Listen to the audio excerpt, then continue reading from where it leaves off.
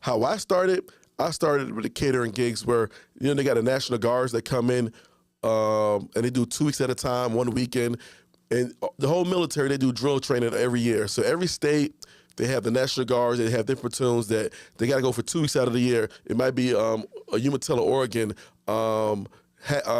Nebraska, all kind of weird places where they say, hey, we need you guys to feed us. We need you guys to feed us in the middle of nowhere, but I got 300 troops, 500 troops. We just want to eat some food. So that was a time where I get a backpack and I get a few friends that was in the military. I say, hey, man, we got to push and we got to feed 300 troops. Me too, my buddies, hey, this is how much I can pay you guys for the time being. And go to the store, run it up. Run a couple plays up. Get the $50,000 for 1 week of work. You gotta put the money in your pocket of being a laborer and a owner operator era. So you go ahead and you work the job and you keep majority in your pocket because you're not hiring people to put them out there. You stay in a hotel and you're working like crazy, but you getting that money. And that's one of the things I did because I chose catering and food service because I did it so long I knew how to do it. There's a lot of people there's contracts out there that people know how to do already. There's contracts in music, contracts in radio, contract in cleaning up dirt, contracts in delivering mail services. There's plenty of money makers, and I can't take it on myself. When I go into my class, I show my students how many people is bidding. Sometimes only 1 or 2 people bidding on these contracts. You got 1 or 2 people bidding the contracts, they mean you had a good shot. Because they giving away $1 million, they give you $500,000 at a time, 20, 30,000 here and there. And a lot of those times contracts, with those contracts that's under 500,000, they just say the lowest price wins. The lowest price wins. You join my class, I could tell people how to actually get the lowest contract, how to find what they're currently paying. They could be paying that one guy $1 million, and you be like, man, it's only gonna cost me $700,000 to do it. But shit, let me get that. I charge them $800,000 with the contract. And now I'm putting money in my pocket. My family, my friends is good. I got a better girl, better nice bed, better house. Cars is nice and shiny. And you living richer in life because you're getting that steady income, that steady money. Somebody wanted to tell me about the process of opening chefs. That was an easy play. So chefs, when I opened up chefs, that was more of a pandemic move. Somebody had a place. They didn't want a place anymore. Sales were down. And I was actually, I was using the kitchen for doing a government contract.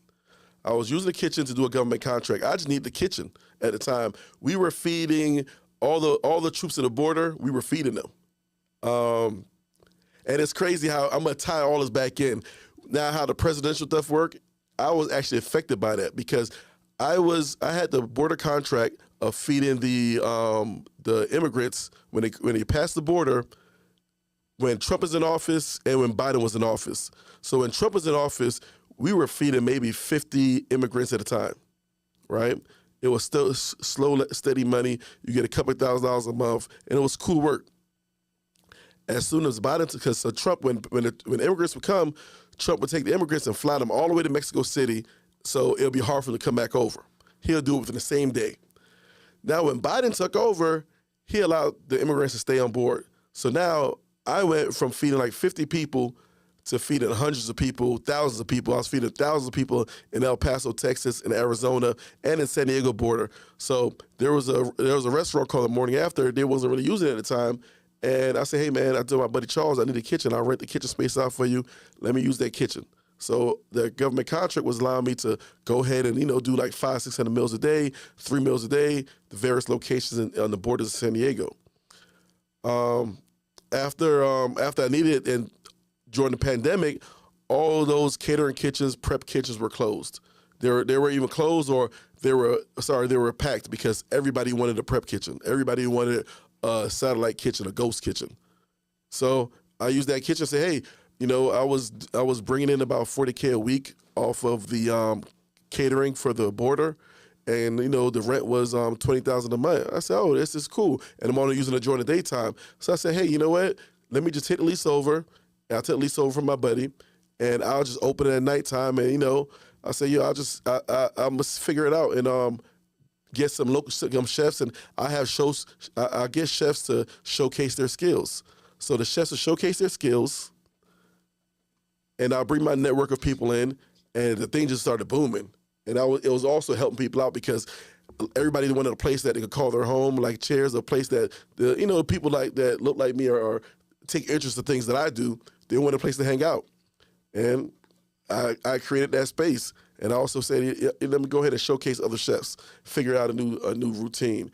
And it all worked. It came time where that place was wall to wall, back to back. But a government contract did get me started with Place of Chefs. That's how chefs, end up how it began. Hope that answers your question.